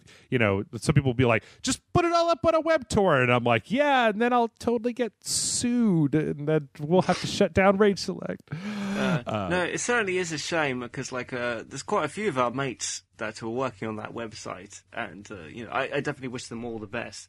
I found out because of Facebook, funnily enough. It was just inbox flooded with sad days. I'm like, oh god, the last time I read that was, oh yeah, when the loading bar got cancelled. Oh, okay, this should be interesting to see what the topic is. Yeah. So I don't know. Oh well, guys, if I have anything else, if we come to a point where we have something to say, I will be back to say something. But right now, it sounds like those guys have their own thing going on. Like I said, I hope that. If people, I hope that people who lost their jobs are able to find new jobs because everybody that worked over there was really talented. So we'll see what happens. But enough dwelling. Let's go on to the next question. This one is from Jiu-Jitsu. We actually get quite a few emails from this particular gentleman, or I believe it's a gentleman. Yeah, it's a gentleman. And he says, "Hey, Ragecasters, I hate to sound like a high school guidance counselor, but fuck it. Where do you see Rage Select a few years from now? What are your expectations, assuming you have the appropriate funds? Thanks for the entertainment, and please tell Loco Steve to stop calling me. All he does is breathe heavily and hang up." Well, you know what? You can't stop Loco Steve. If he's going to call you and breathe into the phone, that's just what's going to happen, Yeah. I tell you what, Nick, let's shake it up a little bit. Where do you see yourself in a few years from now? No. That was not the question. The question was, where's Rage Select going to be? I don't even want to think about where I'm going to be 5 years from now. I'm struggling to see where I am 5 months from now. When it comes to the website, it's like in the next year of coming soon, it's taken us 6 months to get to this point where we're kind of stable now. We're pretty stable. We at least are making enough money for me to be able to pay myself and to keep, I have enough disposable income to keep the servers running, to keep the Libsyn running for podcasts, we're getting enough money so we can get some of the games that we need. We're getting enough stuff. But I'll be honest with everybody is that when you look at the metrics numbers for us, we get a little bit of YouTube. We get a few new YouTube subscribers every day, and that stuff is going up. We just hit 1 million hits. That's great. But when you look at our overall numbers, we're kind of we had a big influx of people, and it's going up slowly. But what we really need is we need another big spike. We need a bunch of new people to understand what Rage Select is and what we do, and to come in. And maybe the people already know about us, and they're just like, I don't like those guys as much. But over the next 6 months, we're probably going to be trying to do some new stuff, to take some of the things that we've had as one-offs and make them into full series. We've got a few new things that we've been tooling around with. We're still trying to make the puppet review thing work, but it's just we're not as savvy with video reviews because we don't do them. We're good at Let's Plays because we've done hundreds and hundreds and hundreds of them. Every single fucking week we have 7 videos. We give the people of Gotham City 3.5 hours of entertainment every single week. We put out a movie, a long Lars von Trier style movie every week in the form of 30-minute Let's Plays, which is good. But a few years from now, if all goes well and if we're able to pull people in, like I look at what Rooster Teeth has done, and I think that's just fantastic. And I think the fact that we live in a time, you kind of got to be a little bit different now. It used to be that if you just did Let's Plays, you could totally get real big off of it. But what I'd like to be able to do is I'd like to kind of be able to, what anybody who's running a business wants to do. I'd love to get to a point where we're making enough money every month where I can hire Jason on full time and we can totally just do this, and we could just look at every single game, that we can get enough clout to be able to just look at stuff and film stuff and, try out new stuff, to just go out in the parking lot. I don't know, get an office maybe. Maybe one thing, quit working out of my condo, but to be able to have enough money to be able to hire some people and to do different stuff. I got a lot of ideas. The main problem is just there's only so many hours in the day that I have to do stuff, and they're very much filled. So if we were able to get a bigger staff that was able to cover more things more effectively, I'd love to get to a point where we could just, where we could keep this thing running of its own momentum and then start branching out to try different things. So yeah. If you ask me, where do you see yourself a few years from now in your totally optimistic future? I'm like, well, I live in a giant mansion, and I've got 4 wives. They're all super hot. They get along really well. I got like 24 cars and a Harrier jet. I wear gold-plated suits every day. And I have a hoverboard from Back to the Future 2. And a hoverboard and a lightsaber and a jetpack. And I just gold-plated tuxedos 24 hours a day. Now, what I would love to see with Rage Select is if you guys had like a really supportive online community, and if you had like different things on the website, not just video games, but like you had different talent branching out into different things, and all put together in one website. I think that would be really exciting. Yeah, there's a question. That is a question, I guess, that we could put to people about, like, do you guys want to see more than just video games? We're not. The thing is that I would never want to do anything like movie reviews or anything like that, just because my movie tastes are fucked up, Nick. Like, I like dumb movies, and or at least from a critical perspective, I don't. People are like, here's this stupid comedy, and I'm just like, God, I love basketball. That's the best fucking it's so good. I know, me too. I love basketball. But no, it would be awesome if you don't have to be involved in the movie reviews if you're going to have some people over. You just have have a crew doing their own thing. You'd oversee them once in a while, and they would be doing their movie reviews, their comic book reviews, all just based on Rage Select. That would be awesome. There's another thing. I actually posted this on our website, but this is a funny thing, Nick, that I would like to talk to the people about when it comes to Rage Select and where we go. So we have our Patreon website, right, where we get most of our operating capital is from people who donate per video that we put out. And once again, you guys who are doing that, I can never thank you enough, because you guys are keeping the lights on, and that's we would have had to stop this several months ago if it wasn't for Patreon and the support that we get there. But on Patreon's website, if you go to the Patreon website and you look up Rage Select, you'll get this picture, and it says video game playthroughs, podcasts, and reviews, blah, blah, blah, blah. And it says 207 patrons, and it says $795.08 per video. And somebody on the website was like, oh my God, you guys make almost $800 per video. That's awesome. All right. No, that is the amount of money that we get. That's the maximum amount of money that we get for one video. But the way that it works is, like, say, Nick, you're donating to us. And so you're like, I'm going to give you guys $1 for every video that you put out. And then my monthly cap is going to be $10, right? So video number 1, I get $1. Video number 2, we get $1. Video number 3, you get $1. And we hit $10, then you stop donating. And at the end of the month, they say, Nick, give us $10 to give to these fine gentlemen for all of their wonderful things that they do. And you're like, oh, gladly. I love giving those guys money. That's accurate, right? That's what you sound like. Yeah. some people, though, will also say, like, oh, I want to give these guys $20 a month with a $20 cap. So the first video, we get $20. And the next video, that same person is now donating $0. And that's fine. There's nothing, that's great. That's wonderful. But that $795 thing is like, that's the maximum amount of money that we get for one video. So then the first day when everybody is donating the maximum amount of money that they're donating, that's how much money we get. Because I did the math on this. If we were actually getting a full $800 per video that we put up, Nick, Jason and I, through Rage Select, would be making $24,000 a month before taxes.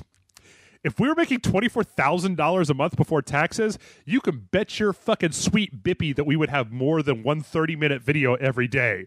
We would have like 6 videos a day, and Jason would live in my place, and we would have like 4 employees and have all this different stuff going on. Like, if it was $24,000 a month, that's $250,000 a year. I thought you were going to say that's like, if we were making $24,000 a month, then we would fucking quit. Like, that's it for it. Like, fuck you guys. No way, dude. I mean, if we were making that, we'd have an office. We'd have, like, a good 8 to 12 employees or something like that. Like, we could, if we had that much money coming in, we could afford to have a pretty much a full staff of people.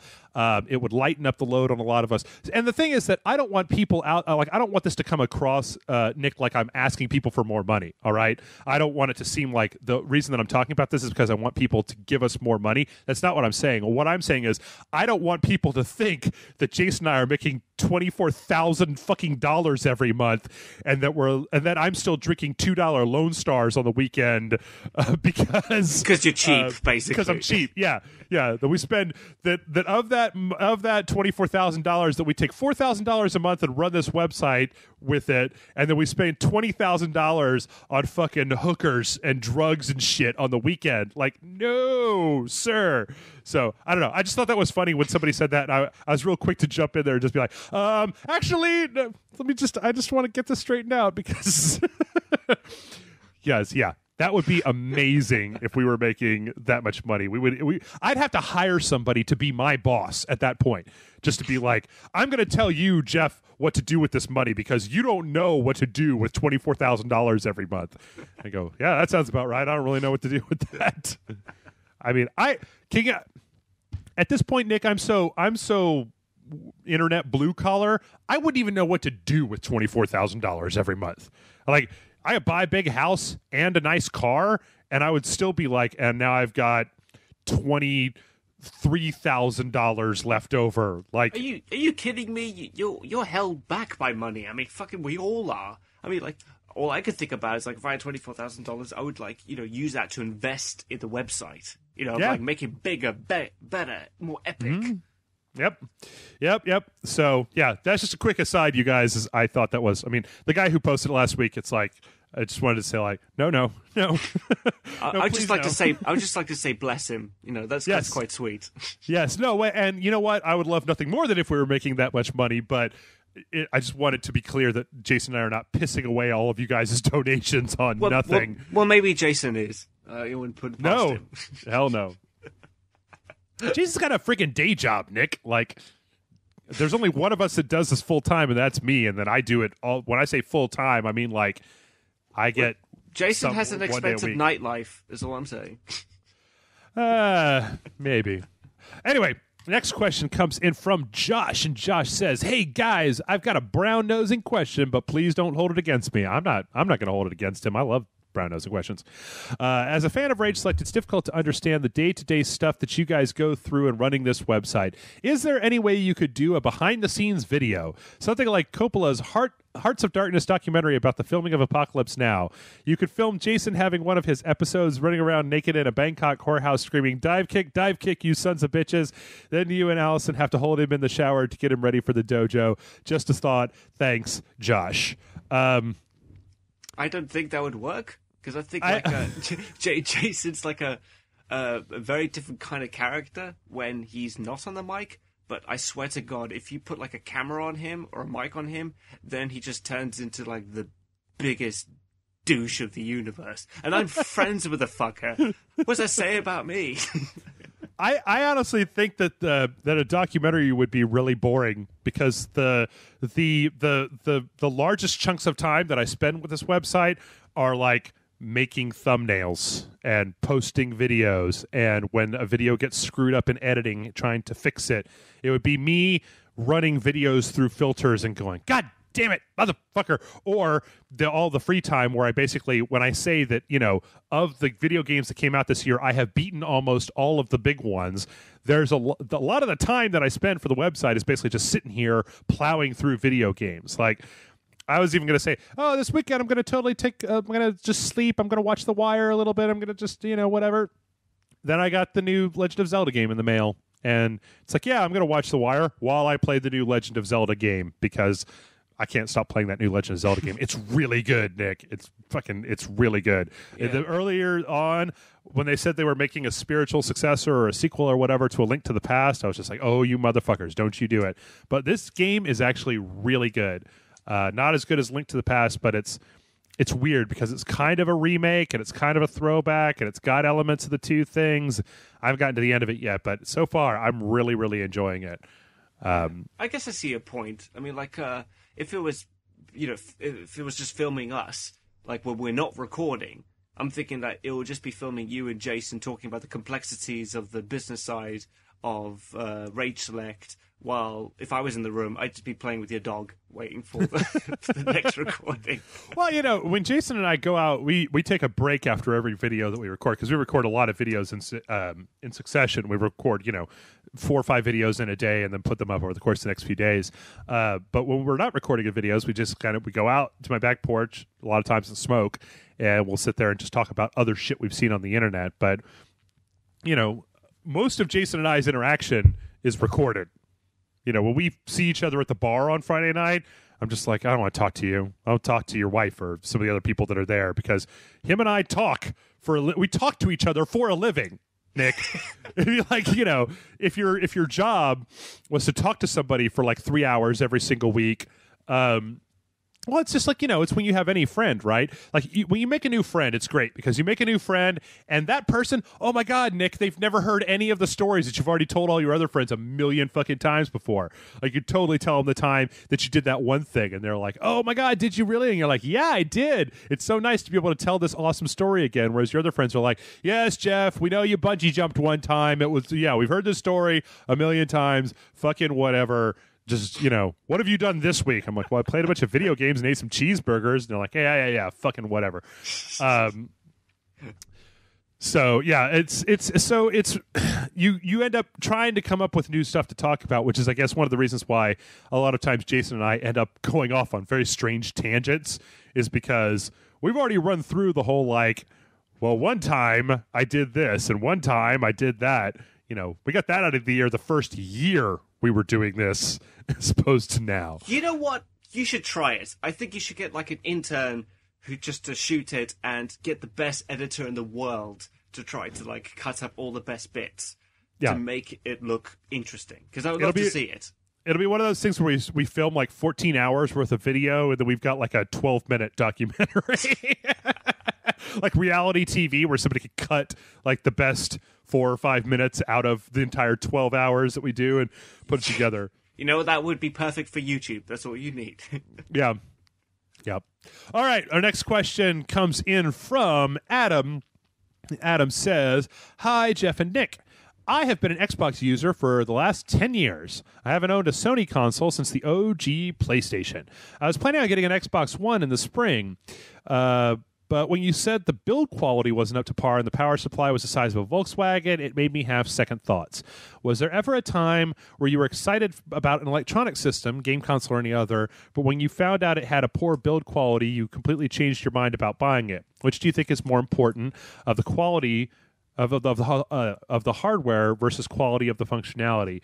Do you think these two factors go hand in hand, Adam? Well, first, Adam, I want to say that I don't necessarily think that the Xbox is a bigger console, but I haven't necessarily had any problems that I would chalk up to like to poor manufacturing. Like, I think that some of their software is a little bit weird, but I think the fact they give you a controller that has AA batteries instead of a play and charge kit off the bat is kind of shitty. But the actual console, I mean, with a console, it's weird because unless you're some kind of like avid LAN gamer or you're moving around a lot, like my Xbox One I took it out of the box, I put it on this stool that I've got that's next to all my other systems, and I haven't moved it since then. The power supply is tucked back behind my TV. Everything else is there. I mean, it's not like when I picked it up, like the stuff started falling apart on it or anything like that. So I would say that if you're worried about like the overall just quality of the assembly of the Xbox One, I would look at some more reviews because I don't necessarily think that the quality of it is really that poor.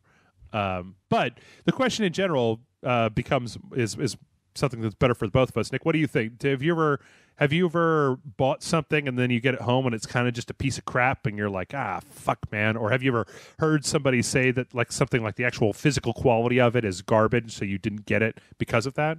Yeah, Alien Colonial Marines. No, seriously. Physical. Physical. I never really bothered myself too much with that kind of stuff. I mean, like, I've always been a PlayStation fan simply because of the PlayStation exclusives. It's of my opinion that PlayStation games tend to be better based on story content, whilst I could see, Xbox games, exclusives anyway, have always been for gameplay. And, like with PlayStation 3, it was like, either get a PlayStation 3 so I can play Metal Gear Solid, or I get an Xbox 360 so I can play Halo. Mm-hmm. And so that's the same thing I'm going to have with this console. When I can fucking afford it, I'm going to get the PlayStation 4 so I can play the new Metal Gear Solid game. It's the story of my life, is what I'm thinking. Yeah, I don't know. In response to him, I mean, I think that I a lot of times I'll get caught up in the same consumer electronics hype that everybody else does. But I found that a lot of times nowadays with consumer electronics, like we've come to a point where a lot of this stuff is very disposable. That especially in the United States, clothing and computers and all kinds of stuff. A lot of times things are sold so cheaply that you can get them. Like, you really have to pay a lot to get something that is put together very well in quality that's going to last for a long time. But then a lot of times when you pay that, what you end up with is something that it may last for 10 years, but by the end of 10 years, it's going to be completely obsolete. So I don't know. I guess the answer to this question is just like, I think the quality of functionality is more important than the quality of the hardware. Because a lot of times this stuff is going to go away. It's going to become outdated. Like, say you spent like way more money on like the best quality HD TV that you could instead of like, some kind of Kobe or off-brand thing that's maybe a little bit crappy or has like less fidelity in it or whatever. You may be looking at a thing where you end up spending $1,000 more on something, and within 5 years, of 4K TVs come out, or there's some new thing that makes that technology obsolete.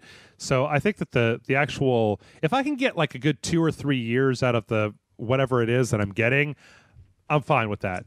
Now, I guess maybe the one thing to factor in here is like the Xbox, the original Xbox 360, like all the failures on that. I'm glad that I never had to deal with that. I'm glad that I never had to deal with a Red Ring of Death Xbox. That I bought my Xbox when it was in the time of the elites, so I've never had to deal with that as a problem. But I don't know. For the most part, whenever they ask if you want that extended warranty, the only time I ever say yes is computers, because computers are expensive enough that you kind of want to make sure that nothing ever goes wrong with them that you can't take care of. Computers like to fuck with you. That's why. I mean, I like consoles because usually they are a safe bet. I mean, like, I know if I put a game in that it's going to work. So I could always blame it on the game rather than when I put it on a PC. I'm always thinking, maybe it's not working because my PC's crap. I never blame the game for it. Unlike that game, Rage, that we reviewed a few years ago. Yep. I knew for a fact that it was that game's fault, and that's why I hated it and gave it such a bad review. Oh, you and Rage, Nick. I love it. All right, let's move on to our next email, and this one is from Slendy. apparently. Dear Rage Select, Slender Machine from the site here. I'm a long-time anger advocate, sending off my first time email to you, classy Regents of Rage, along with an oath of fealty to Jason's Brony Side Brigade of the Rage Select resistance against the GameStop Gestapo. Woo, boy, dude, you like writing. All right, let's see. As video games progress to enhance our in-game immersion experience through increased immersion with more realistic graphics, facial animations, and voice acting through more intricate narratives. Man, dude, you need to cut back a little bit. You're overwriting the shit out of this. He's good at it, I think. He writes quite well. Does it seem like certain trends are countervailing the high investment endeavors? For each achievement or trophy pop-up, I find myself instantly removed from the game. Likewise, motion controls never fail to remind the player that they're still in the boring old living room trying not to fall into the television. Second screen features force them to tear their attention away just to stare at their lap, and just when many thought it was enough for the Kinect to silently judge them, voice actions now require gamers to talk directly to their attention whore consoles. With these experimental and risky gimmicks seeming so counterintuitive to capturing our attention and investment, I was curious if you two felt these features need to learn their place to enhance games rather than disrupt them, or just plain bugger off. I take that back. What I said, I just kind of, a lot of it went over my head, to be honest. He says, "Cheers, Slendy." Slendy, I appreciate that you're putting these sentences together, but one thing that I always say to anybody who's trying to be an aspiring writer is try reading it out loud to yourself. A lot of times, you go like, "Whoo, boy, there's a lot of words in there." He's obviously an English guy, right? I'm guessing that from this writing. Maybe. I couldn't say. Basically what he's saying is, okay, let's see if I can boil it down for you here, Nick. Like, you've got the immersion in video games, right? Yes. Where you're playing a video game and you get all into the screen and you're just like, I'm totally in there now.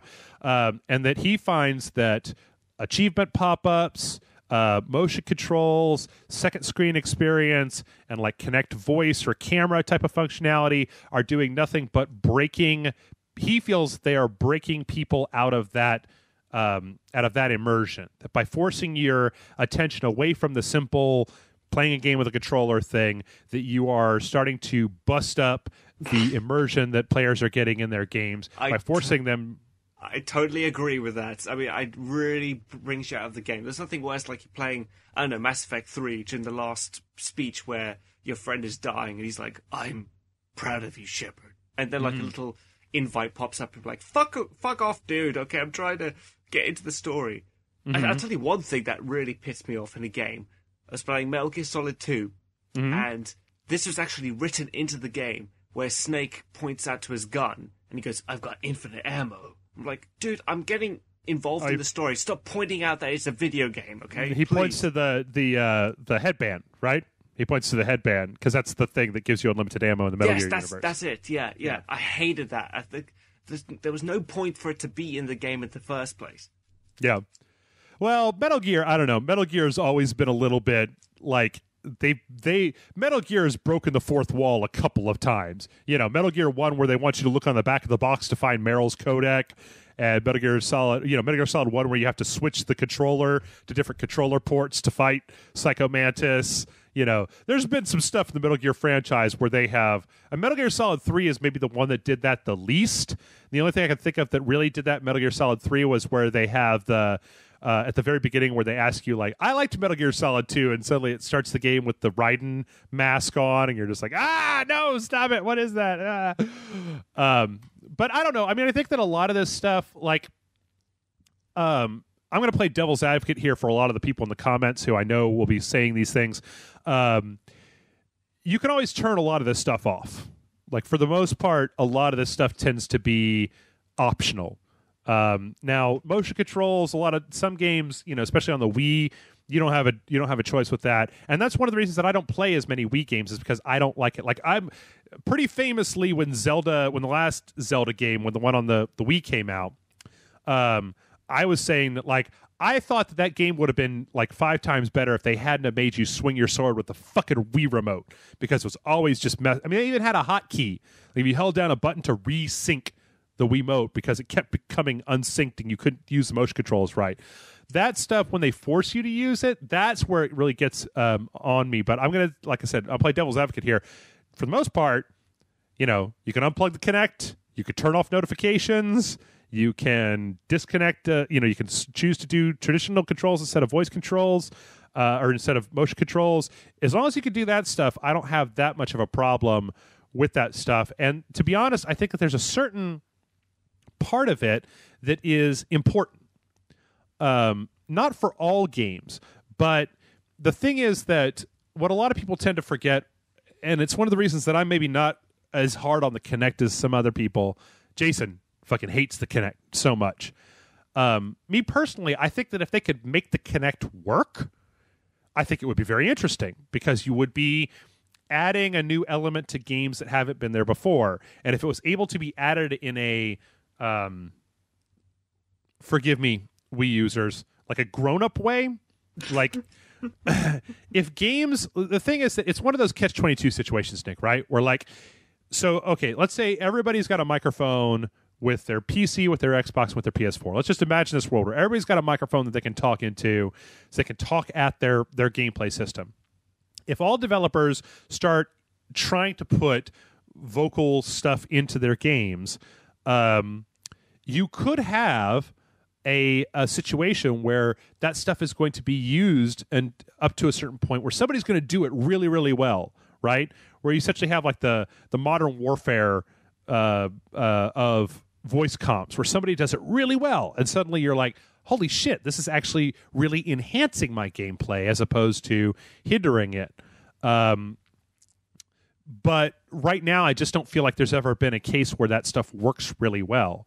So if you could have something that like I always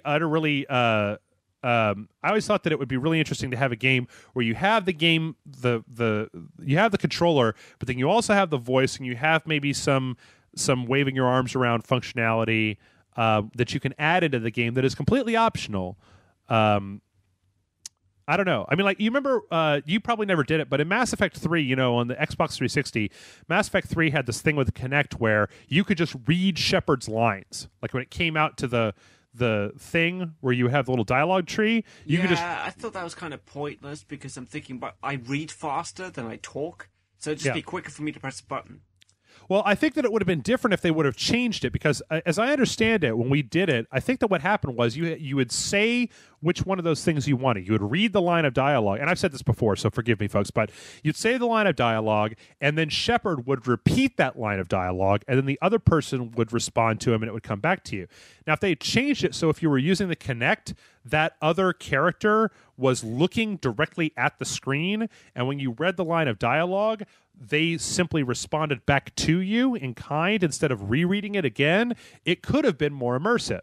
Because if you had Tali there, and you're like, I'm sorry, Tali, we just can't do that right now. If she was looking right into the screen, like you are Shepard, you're looking right into the screen, and you say, I'm sorry, Tali, we can't do that right now, and then she just immediately responds to you with whatever her next line of dialogue is, that could be really immersive, right? I would replay the game just for the sex scenes then. There you go. There you go. But the thing is that it wasn't really like that, and I feel like until somebody has until that hardware is adopted enough for people to be able to use it like that we're never going to see it really go anywhere. But to be honest, I mean, you guys, there's some guy who says he's really tired of hearing us talk about the Oculus Rift. When it comes to immersion in video games, that's really where I think the next thing is VR, and I'm just going to leave it at that. So, all right, Nick, we got one more email here, and then we got to get to getting. This one is from Santiago, and Santiago says, "Hey, Jeff and Nick, I have a non-video game related query." All right, you ready, Nick? I'm ready. I'm interested. Okay, we all grew up on the story of Rudolph the Red-Nosed Reindeer, right?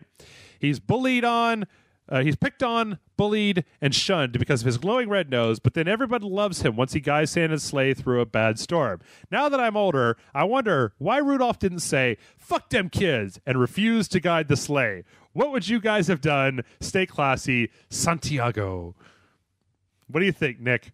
So all the other reindeers won't let you be in their reindeer games, and they call you a deformed mutant because of your glowing red nose. And then one day Santa's like, "Holy shit, it's so foggy! It's Nick, get up on the front of my reindeer," because you're a reindeer now, apparently. Right. And then you're just like, you know what? Fuck them kids. They don't get presents. Like, what do you think? I can't remember the story. Does Father Christmas, does he ever say anything against Rudolph? Does he ever slag him off? I don't believe so. Okay, then I would absolutely do it, because then all those other reindeer would have to look at my arse every time we fly. So, yeah.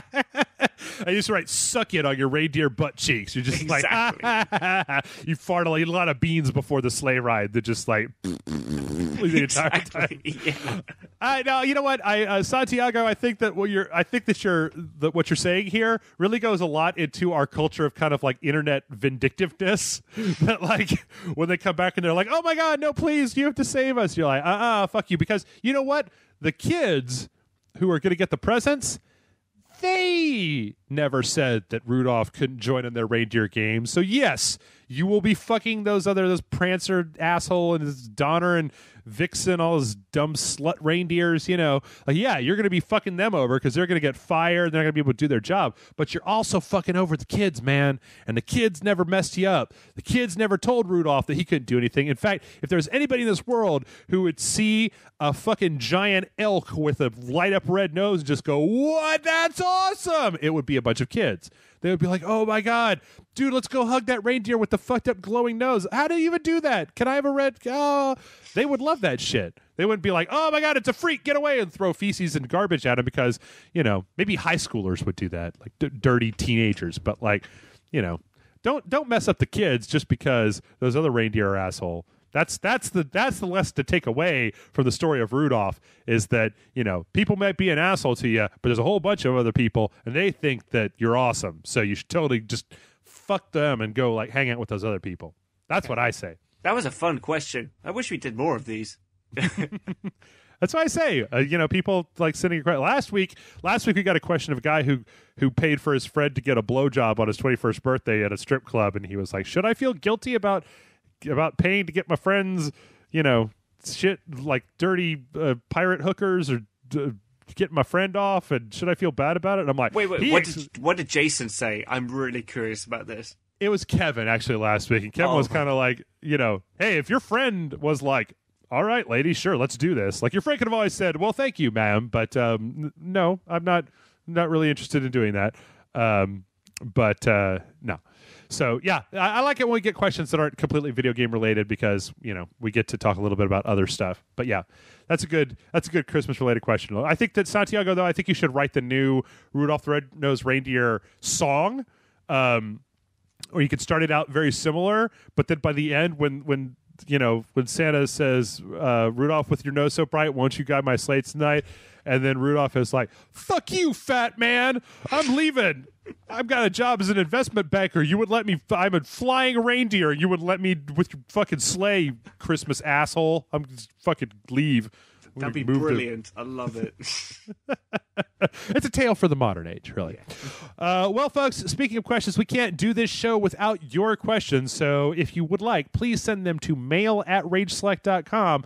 It's mail@rageselect.com. Once again, there is a link down below here on the website, and in the YouTube, right below in the description, there should be a link there as well. Nick, I don't know if I'm going to get to talk to you until next year, so I hope that your holidays are all real well. What do you want from Santa this year? Were you nice? Is Santa going to bring you nifty things? PlayStation 4? Oh, that would be awesome, but I don't think I'm getting a PlayStation 4. No, I'm getting like myself a new flat to live in, so I'm really happy. There you go. The thing I want is a really good job waiting for me for next year. So 2014, bring it to me. 2013, you've done all your worst. You're ready. All right, man. Well, have a good one. Stay clear of the Krampus, and I will see you guys next time here at Rage Select. All right, goodbye, everyone.